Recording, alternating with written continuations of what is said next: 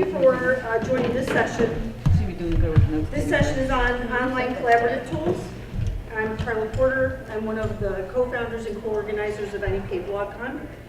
And this session is also with Leslie Stewart and Michelle Davies and Mandy Boyle. Thank you. Really, Karla? We don't talk to one another often enough to know our names. We only talk on the internet. On the internet. I don't know your face. I only know your avatar. So we're going to talk about tools that you can use in the collaborative process. If you work in a team that is not all in the same location, or if you are a freelancer perhaps and you work at home some of the time and you need to communicate with your clients and you need to have effective project management, one of the most effective ways is to use online collaborative tools. So we've prepared a series of questions for our panel. I'll facilitate and my partners will be the panelists. That will include Mandy. And we're going to really divulge through the course of this conversation how you can set up a system for project management online, and then how you can effectively use it to communicate with one another, to work in such a way that you could even organize and execute an event like we did here today, because we used these tools that we're going to talk about, and we're able to have all of you join us here today and have this 3-track event be successfully executed. So that's what our conversation is about. So it's going to be kind of like a roundtable conversation. And if at any time you have questions for us, let us know and we can have it as a room conversation. So let's talk first about how you set up the collaborative process. So starting from 0, day 1, which would have been last year because there was a carryover from all the tools that were used last year. There were some templates and all kinds of things made. So talk about that, but talk about the beginning and how it transitioned into this year.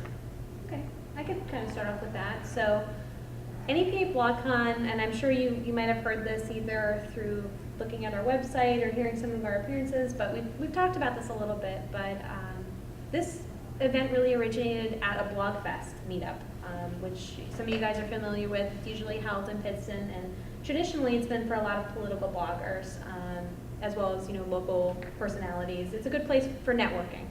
So all of us were in attendance that night, and we pretty much, Karla and Michelle started talking about, hey, wouldn't it be a great idea if we had a conference that was specifically designed to help bloggers learn or to do things that specifically pertain just to social media.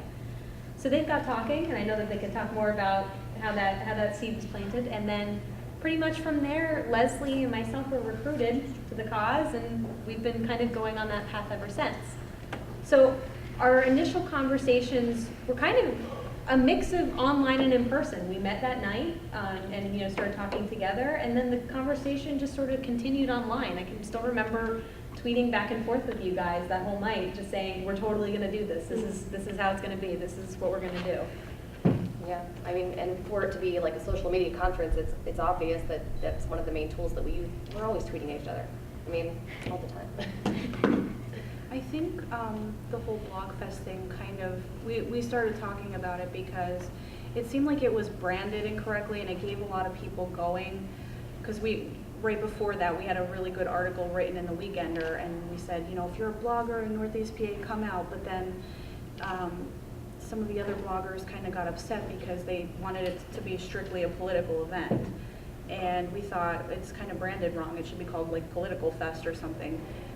But we said, well, why can't there be a BlogCon where people can come and learn about things that are related to blogging, not just going out to a bar to drink and network with politicians.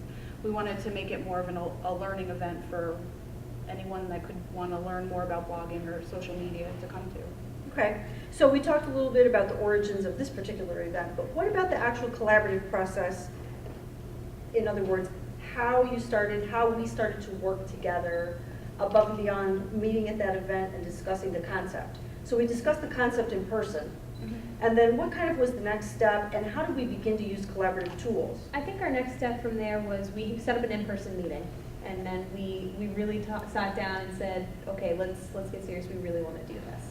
And then, but in fact, but it wasn't actually like an in-person meeting. It was a Google Hangout. That was our first Yeah. time, thinking about it now. Mm-hmm. We had a Google Hangout, so we used Google Hangout, which is a wonderful free video conferencing tool. Think of it like Skype for video.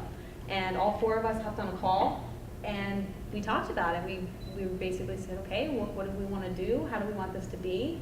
We started tossing around ideas, and then we kind of just ran with it from there. And then it became very much a blend of in-person meetings and using a lot of Google tools to help us either organize our information or to meet with each other or to collaborate on different topics. I feel like I used all of your blogs to help me to figure out what role we would play in this thing, because it's obvious when you go to Karla's blog that she knows a lot about, recruiting and human resources and all that sort of thing. And Mandy's a writer, knows a lot about SEO, and Michelle's, the tech goddess. So it's like I could use all of your blogs kind of as like, this is how I'm going to learn more about you. So instead of actually like going to meet a person face to face, I could read your posts and learn about you guys that way. I could read through your Twitters, through your Facebooks, and learn about you guys that way. So I kind of used your blogs and your social media presence as a tool to learn more about you guys. To learn about our skill sets. Yeah, to learn about your skill sets, to find learn about out. you guys in general, you know what I mean?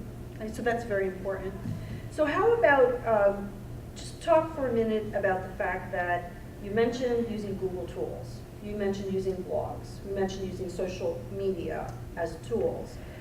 But in order to use Google tools, which perhaps represent the core foundation of the collaborative tools that we use, it's important that each individual have a Gmail account. Oh, yes, Yeah. absolutely. Yeah. So this definitely. is kind of like the foundation of being able to use Google tools. Do you want to talk a little, Michelle, someone want to talk a little bit about that? Sure, I mean, it's free to set up a Google account.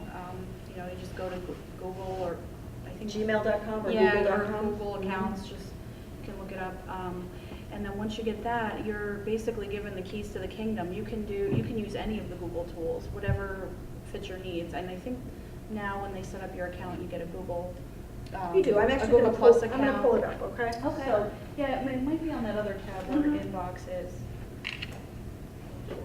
Yeah, Google has everything. Google Drive, Google. so this happens to be Google email, but if we take a look at the new interface, which is Google Apps here, you can see that Google provides you. These are all Google tools. So you have your G+, which is your social networking site built into Google. Somebody want to go through these? Sure. Yeah, absolutely. So Google Plus is, and for some of you that attended Tim Stone's session, we talked a little bit about this, but it's a great network specifically for those tailored to technology. There's a lot of people in very visual industries that tend to be on Google Plus. So it is a great way for you to get some visibility and to network with other people, and for our purposes and how we kind of use Google Plus. But I think that we could take a look at, if you want a comparison, if you've never seen or been on Google Plus before, it is a social networking community. And the one you may be most familiar with is probably Facebook, which is a social networking community. So this is Google's version of a Google platform social networking. It's kind of like Facebook Lite. It's like a stripped down Facebook. So we've kind of used it to push out our content and to also connect with some new people. We do have a presence on there, and that was one of the tools that we used in sort of just spreading the word and helping with that. Well, Search. and when you establish a Google Plus profile, if you search for someone's name, for example, it will come up in one of those like special results boxes on the right.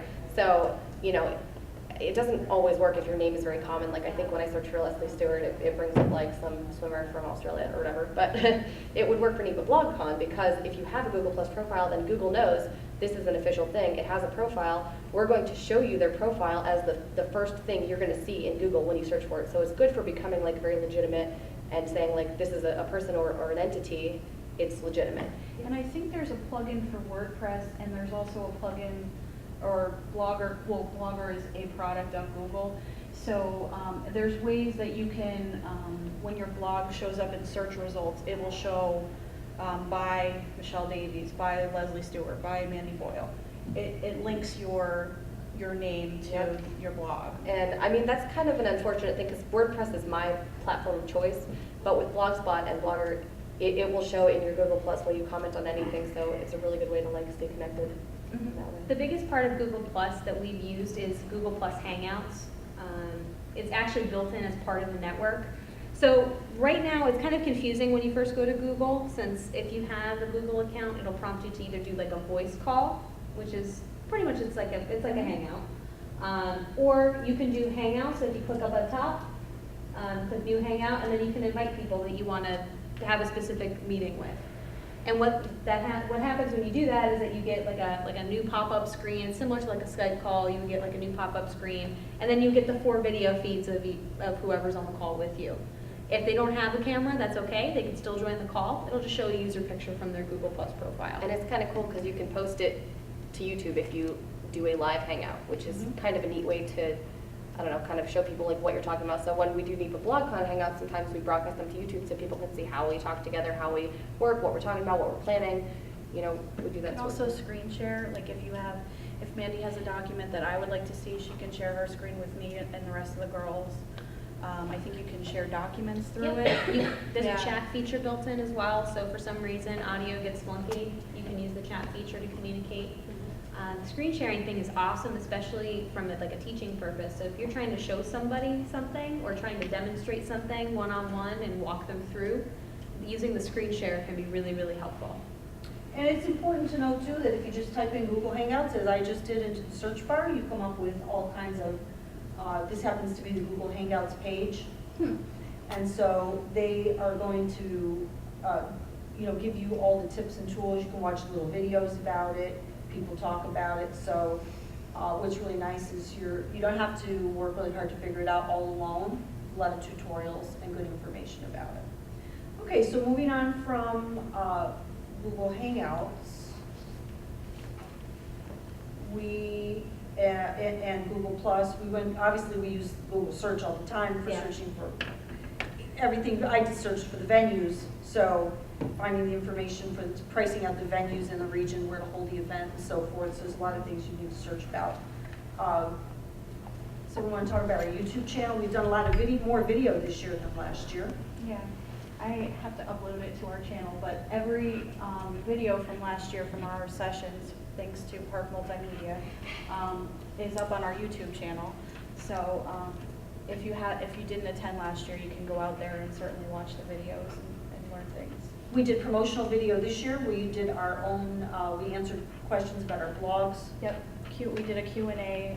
We came up with questions, and then each of us answered them. I mashed them all together and then posted them. I think they're on the blog now. We posted them to YouTube as well, and Facebook. Using and YouTube, Twitter, and everything else. It's a way to, that's probably like the best idea you'll get about a person is by listening to them talk and seeing their mannerisms and like seeing a video of them. Like I think that's an important tool for really bringing to life, this online unit of Fierce and Foursome, because how are people going to get to know us? I think the best way is probably through YouTube. That's probably the most descriptive way. Of course, we have like our Twitter and stuff, but if people were going on that, they would think I was a psycho.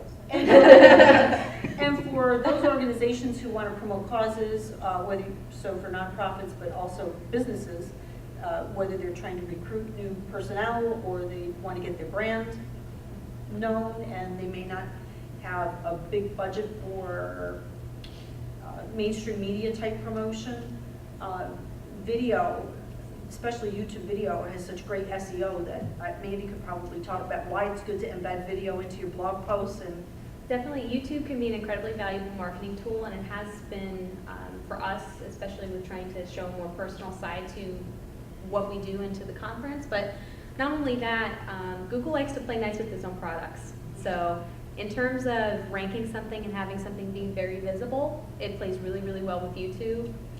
Google Places, Google Plus, all of those sort of things tend to rank very highly in the search engines, which is really good if you want some additional visibility. In terms of, also with YouTube, YouTube is probably the second most used search engine, believe it or not. So people are searching on YouTube more than they're searching on Yahoo or Bing, which is really incredible when you think about it. So that's why it's important that everyone have video. Yeah. And it's difficult because, to imagine I'm going to be the kind of person that's going to be in a video, it can be really intimidating and it can be difficult to decide like how you're going to present yourself and what you're going to do. But it's kind of one of those things that you're just going to have to break this rebellious spirit and just say like, I need to get on video, unfortunately. And this also ties into a lot of our mission of wanting to teach people. YouTube can be an incredible tool in terms of teaching and being able to convey ideas. Definitely, I've used YouTube more than once for tutorials on something. How to boil an egg, I totally There's- YouTube that. Yeah, I've done that too. Like I just, Oh my God, yes. how long do I put it in for? I don't know. Yeah. For how to use a curling iron. Really? Yeah, I never learned. How to tie a tie. How to braid? Yep. I just learned how to braid like a year ago. I'm not even kidding. I'm not even kidding. No, it's true. Like a lot of people resort to a regular search engine. They go to Bing or they go to Yeah. Google or something like that. But if you search in YouTube, you actually get an instructional visual tutorial on how to do anything. So it's great. So let's talk a little bit about the other tools that we use. We use Google Documents. Yes. Mhm. Yes, we are constantly in Drive. Constantly. So Drive is pretty much where we spend the bulk, I'm going to say the bulk of our time. When we're not doing Hangouts, we're in Drive. Oh, yeah. Michelle's a spreadsheet wizard. I can't figure out how to make a spreadsheet for like my life, but. Well, I think talk about Drive, but it's important to note that maybe many of you are used to using Microsoft Office, which is a suite of tools provided by Microsoft, which has your Word, where you can create documents, you can create spreadsheets, you can create slide presentations, you can work with images, drawings, pictures, and so forth. What Google has done is basically replicate this, but it's more than you would get in many ways in Microsoft It's sort Office. of like, And it's online based. yeah, it's cool because if Michelle is in the Microsoft Office Word document typing, I can log on and see it. And I can see her typing in real time. And she can say, I just uploaded a doc, and she can go type a paragraph, and then I can go into the Drive and snatch it. So it's sort of like she's emailing it to me, but it's there all the time. So it's like we can all see the same edition of Microsoft Office at the same time. It's like we're all looking at a Google Doc together. Another nice thing about that too is if I'm in it, you're in it, and we're all in it, there's a chat window on the side that populates, and I can say, hey, that's what I'm typing. Stop it, or something. You know what I mean? Like Let's take a look. So I went in to Google Drive and went to my Drive and shared it with You have to me. go to shared with me. Yeah. And here is our NEPA BlogCon folder. You can create as many folders as you want. So in many ways, this is like working with folders on your hard drive on your computer. And then when you click on that, of course, you can have multiple subfolders or documents. And if we take a look at this year's BlogCon, we already have a particular idea folder for next year. But if you look at it, you will start to see. This is the mess we This is BlogCon right here. This is BlogCon. This is BlogCon BlogCon. here. And when we take a look at, for example, our main document, which is actually a spreadsheet. We're sharing all the secrets here with you guys. This is an inside peek at this is how this whole event got together. This mess. This is a multi-tab spreadsheet. If you look along the bottom, you can see the tabs. We have tabs for upcoming meetings, where we schedule our meetings, video questions, t-shirt quotes, venue quotes. Not really sure why this isn't scrolling to the right. Click on it. Yeah, well, I am. Oh, there we go. All of a sudden it raced by. But look at all those tabs. This is a very big document. Session ideas. This is kind of like our main planner.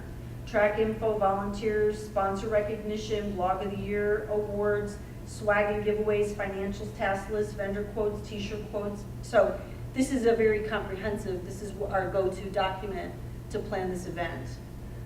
We all have access. We can all see it. We can share documents. Yep. You want to talk about document sharing? Yeah, for example, well, in each of the rooms, I had to prep them for the presentations. And I was gathering all of the presentations together from the speakers. And I put them into a drive. And you can see here, you basically go into shared, and then you can share with anyone. They don't even have to have a Google account To view it. You can make the document even public. Like if I wanted to make this public, you go up to anyone with this link can edit, you change that to public on the web, private, or just anyone with the link, which is the best situation for our needs with this document. Yeah, this was especially helpful. And then this is something we can kind of come back to too, is we used Google Forms this year for the first time. We did. For collecting our Oh speaker yeah, pitches. Google Forms is good. It's awesome. It was awesome. So we put out a call for speakers, and it kind of ties into what we did with Drive, since basically with Google Forms, it creates a web form that you could embed onto any web page. Sort of like SurveyMonkey. Yeah. So we embedded it on our website, and we called for speakers to submit, and we got a ton of submissions. Like, we felt bad because we could not accept everyone this year. We wanted to. We had to turn people away. Yeah, it was very sad because there were so many great ideas. So if you did submit, we highly encourage you to submit again next year because Definitely. we got so many great pitches. It was really just incredible. It's a good way to get submissions like that. It's also a good way to survey people. Like, I think that was how we surveyed people after BlogCon last year, right? No, I think it was we like actually. Or that's right, that's right. We did like a pre-survey Yeah. kind of thing. Yeah, I think you're Like, right. what's your the press experience level, et cetera, et cetera. Like, it's a great way to get information. We've used surveys a lot in the planning process to help us figure out more about you guys. You know, many of you we've met in person, or we've talked to you through social media, or maybe we saw you at last year's conference, but when we were organizing this for the first year, we really needed to learn more about what the Northeastern Pennsylvania blogging community was like. So we asked a lot of questions. We did surveys to find out, what did you guys like to blog about? Did you have blogs? If so, what experience level did you consider yourself to be at? You know, what social media channels did you use? Yeah, we don't want to gear our sessions towards really high-tech things when people aren't at that level. It was just finding a good fit for everyone's needs. I think the survey really helped us kind of serve a mix. And as you can see in the way that we designed this year's conference is based on your feedback on what we surveyed. We needed to have a business track. Yeah. The other interesting thing about Google Documents is when when you should be able to search templates. So Google users like us or anyone who designs a form or a particular type of spreadsheet with that's formatted can allow those for public viewing. And so it creates like a big library on the internet of different forms and templates. Then you can go in and you can kind of copy that to your own folder and use it as you wish. You can modify it if you'd like to modify it. And so you don't have to always recreate the wheel. Yeah. If you need a form, it's worth it to go out and search it because millions and millions of people contribute to the templates. And oftentimes you'll be able to find something that will give you either what you need or at least a very good start that with some minor modifications, you can customize to suit your own needs. Everything from brochures to financial spreadsheets can be found by doing a search within Google's own templates for Drive. So any kind of marketing materials, we've used the budgeting sheets before for doing some of our financial stuff to make sure that we can keep track of everything. There's so much available for free. It's incredible. And kind of what we were talking about with Google Forms, we were able to feed all of that data into a spreadsheet within Drive that we could all review and sort and kind of pull data from. So if you like to collect a lot of data, or if you're thinking about a project that might use a lot of data or use a lot of feedback, Google Forms and Google Drive tied together can be incredibly helpful. So let's just take a look for a second. We talked about being able to collaborate on a document. So if we open up a speaker bio, just as an example. So this is like a Microsoft Office Word document, right? This is like a Word document, but it's online. And if we wanted to, This is exactly how I went in and grabbed the information from Michelle to put on the website. because we all have access to it. So we can all go in, we can add to it. We can all be in the document at the same time and work on it at the same time. So And you can see who's making changes to and what. you can see, right. So if we were all on a Google Hangout together and said, let's go work on the agenda, we could all go to the agenda page. We could all be in here at the same time. And Google would assign us each a color. So maybe I'm the purple cursor and she's the green cursor, yellow cursor, red cursor. And so it would have our little name by it so you can see who's actually typing and making changes at the same time. It's very interesting. It's great for group projects. Oh, yeah. It's even good for personal stuff. I know Mandy and I are using it to plan our weddings. Yes. We're both newly engaged, and I have a Google Doc, and I have locations, menu ideas, people I want to invite. Like, I have this Google Doc, and I've shared it with my fiance, so it's great for personal stuff too. Any kind of collaboration. I've used it with my mother when I'm trying to like, you know, show her ideas from Pinterest or something, I'll paste a bunch of pictures in there and I'll share the link with her email and she can get on there and check it out. I'm very jealous that you have Google Docs to plan your wedding and I didn't. Yeah, how did people do this before Pinterest and Google Docs? I have when I say insane, I mean insane spreadsheet. I downloaded a template for it because I have no patience for creating a templated spreadsheet from scratch, so I'm a big fan of templates. Downloaded a template. This thing has like 80 tabs. I don't even know how it's even real. But yeah. Tab for everything. There's a tab for Tab for everything. your It's kind of shoes. like our BlogCon plan. Yeah. There's a tab for everything, which is great because it keeps things very organized. So let's talk about how often we met online versus how often we met in person. Well, we started off doing Google Hangouts about every two weeks. Like in the beginning of the conference, we did about every 2 weeks. And as we got closer, that turned into weekly meetings. And if we couldn't meet all in person for some reason because of schedules, you know, then we would meet virtually. This year was it was pretty much the same. We started off, you know, a few months after the last BlogCon ended, meeting up kind of like on an every 2 to 3 week basis. And as the conference got closer, we started doing more in-person meetings. And we kind of also started thinking more about how we were spending our time during our meetings. If it was tasks that we can kind of all better complete from home, like for example, if we needed to collaborate on like a document or like the website or something, it was so much easier just to be able to use Google Hangouts to show screens and show pictures and outlines and stuff like that. Whereas like the big like in-person decisions, like things about like how things were going to be structured, things about our sponsors, like anything that was like really integral, we tried to meet about in person so that we can make sure we were all on the same page and so that we can all share ideas together. So this kind of translates, if you're a student and you're working with other students on a project, you don't need to get together in the library to meet. You can do it from home, each of you, or wherever it is that you are. Yeah, get on a Google Hangout, then you can. Right. If you are work at home person, you work from home and you need to have a team meeting, or you're a freelancer and you have clients, you can meet this way. They can be in their office or their home or the coffee shop or wherever it is, and so can you. And you can conduct business as usual. You don't necessarily have to be sitting at a physical bricks and mortar table in order to get business done this way. I met up with Jonathan Nepper actually yesterday to talk about, we at the last minute decided he was going to moderate the reputation management panel, and we just went over the game plan, what we were going to do. We plotted it all out. We shared documents. It was great. We got a lot accomplished, and we were only in that meeting about 20 minutes. We didn't meet with any of our presenters in person. It was we super We did productive. all of our business for this conference virtually. We never met with Park Multimedia. We never met with our sponsors. We never met with our presenters. We never met with anyone but ourselves occasionally when we did meet in person. And we were able to conduct all of this business, not even the conference center. Everything was done Yeah, I virtually. solicited swag from, you know, from people via Twitter. I used Twitter to tweet at people. I remember I couldn't find a press email for someone and I had to tweet at them and they tweeted back to me. And I sent out email blasts to everyone for soliciting swag, and it worked. You know, we got great swag bags. We did a lot of emailing, and this time around we also used texting more. I noticed this year versus Yeah, last that year. was a new thing. Yeah.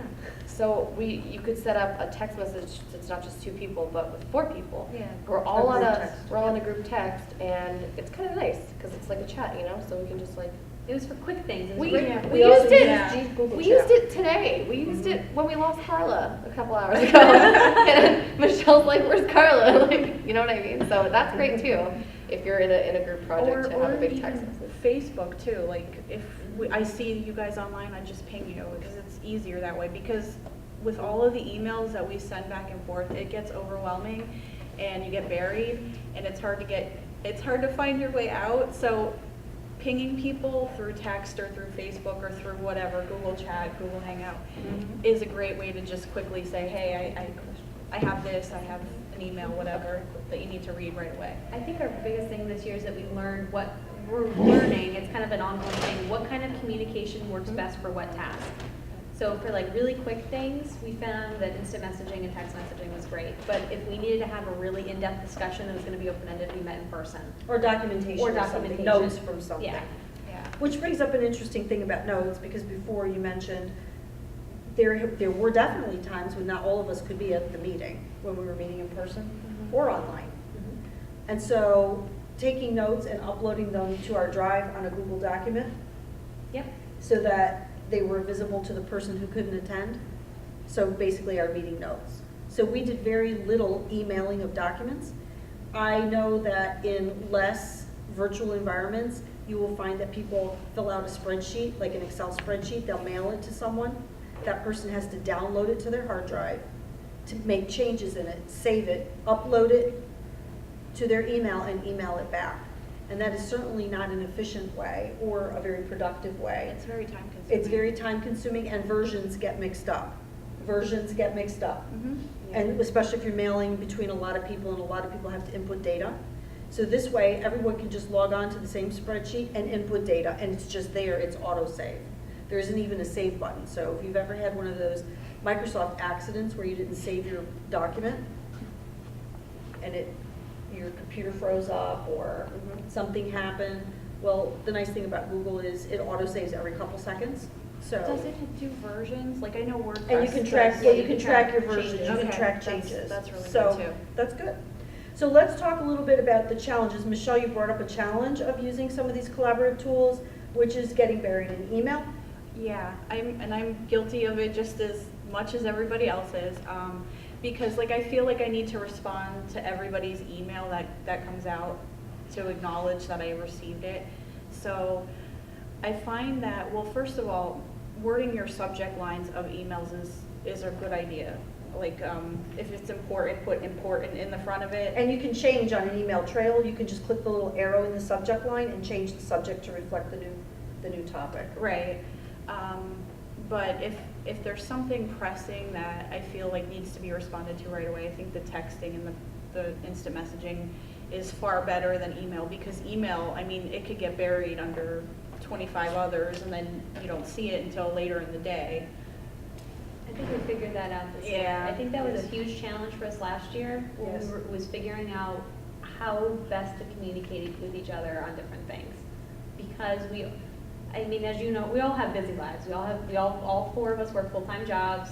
We all have families. We all have our own blogs. We all have our own blogs. We all do volunteer stuff for different organizations. So getting the time for all four of us to meet at the same time, it did not happen as often as you might think.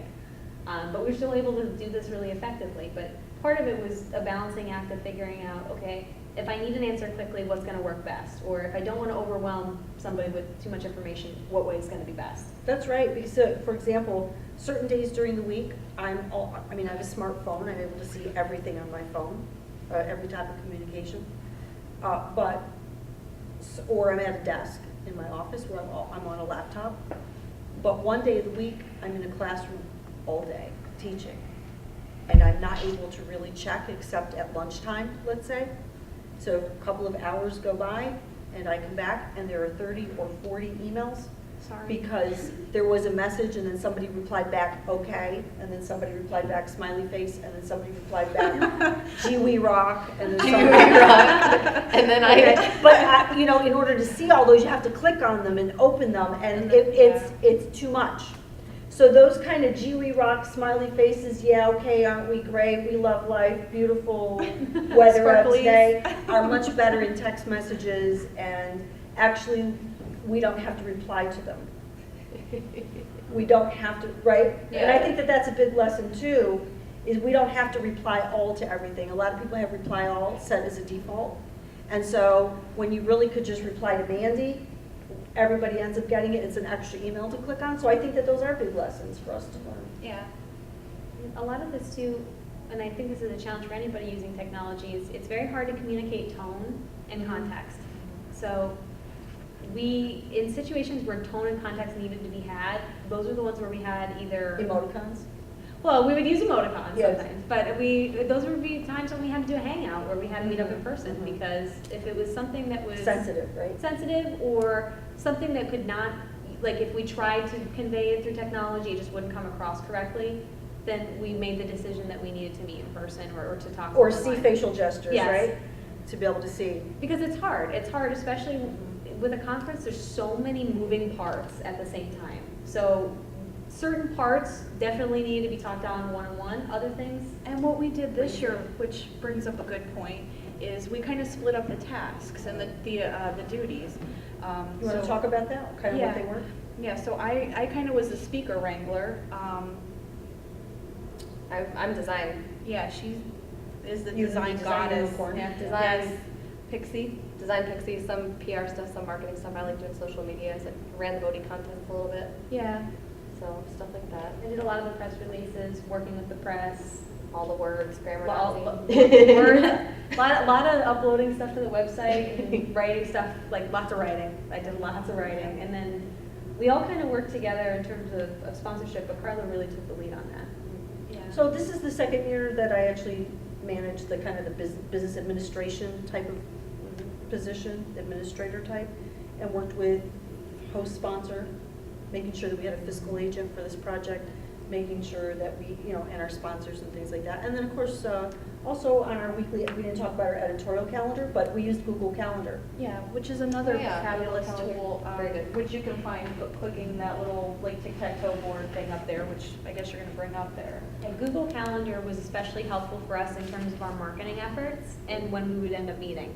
So we would set up weekly reminders for when we were either going to meet virtually or in person. We also did social media duty. We put each other on duty, so we would alternate for weeks. And so one week it would be Leslie behind the Twitter and Facebook, and then another week it would be myself, another week it would be Karla, another week it would be Michelle. So we would alternate and switch off, and we would use the calendar to keep everybody informed of who was going to be managing what that week.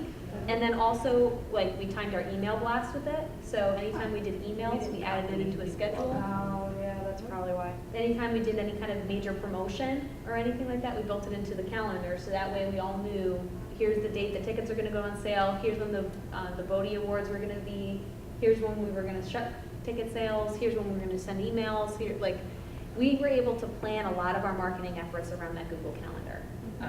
I live with my Google Calendar. Like I could not remember anything. It's for my personal life. It's for BlogCon. It's for. It's for work. I have it all synced to my Yeah. calendar. If my calendar Mhm. dies, I'm lost. I don't Yeah. So if you have basically no matter what kind of smartphone you have, Android or device, whatever, Droid. BlackBerry, any of them has either an app or you're able to program it into your native calendar client.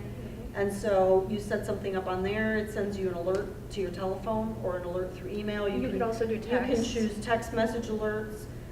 Google lets you choose how you want to be alerted, and you can set those alerts anywhere from, I think, 5 minutes up to multiple days, as many days with repeat reminders. You can have reminders at periods in time.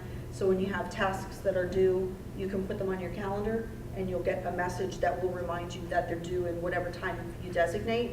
Also, you can share calendars so that we could all see whose week it was to blog or do, because we divided that up. So whose week it was to man social media, and it kept us organized when things were due. Yep. We set due dates for ourselves this year Mhm. too. I think we were much better this year than last year On about- timelines. on doing timelines and adding more structure to the way that we did things. Because I think we learned from last year, it works better when we give ourselves deadlines. It's more structured and Right. more organized.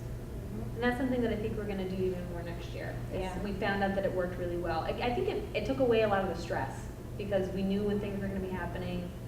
We figured out in advance when we were gonna be doing things so we could plan ahead. Rather than, like, the first year we did it, we were all kind of like gung ho, like, okay, I'll do it, and like. We, like, kinda- all did everything. Yeah, we all did everything all at once. And we all walked all over one another, Well, which I is think- not good. I think one of the most important things you have to remember if you're going to do a group project or an online collaboration or any kind of like organized thing, like you should try to pick people for it that complement you and don't do the same thing that you do. Because like when Karla and Michelle sought me and Mandy out, we all have different skills, and I think that's so important because like we can just each do the thing that we're best at. So it's just we're And the we tools. take turns with the things we can all do. We're the We online divvy them up. tools. We are the tools. Very good. All right, well, next year, I'm sure that we'll have even more structure and bigger and better NEPA BlogCon And pet squirrels. and pet squirrels and using more tools. But in the meantime, does anyone have any questions at all? You can always reach out to us later.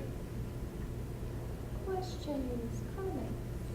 I've been trying to follow along on my Google Plus, and some of the things, I have to like update it and everything, but you said basically there are tutorials for everything we've just been talking about? There are, if you just go in the Google Plus, if you're in your Google Plus, look, type Google Plus in the search bar, and the Google Plus page comes up. Plus.google.com. Or you can do it that way. And you'll find the tutorials there. You can also click on help, and there should be, under help, should give you some direction as to where you can find additional tutorials. That are made by Google. They're actually Google tutorials. YouTube has a lot of Google library videos too, Mhm. kind of archived. So different Google tools or apps that they have within their system, they make video tutorials or they make video updates and changes to kind of explain them. So you can always look for Google's official YouTube channels, and that can give you some insight too. Anything else? Well, that concludes our session on collaborative online tools with the NEPA BlogCon team. So thank you. Thanks, guys. If you guys have any questions, as We're you go always along, around. We're always on Absolutely. social media. And I have Feel free to business pick our cards brains. if anyone wants. Mhm. I guess you could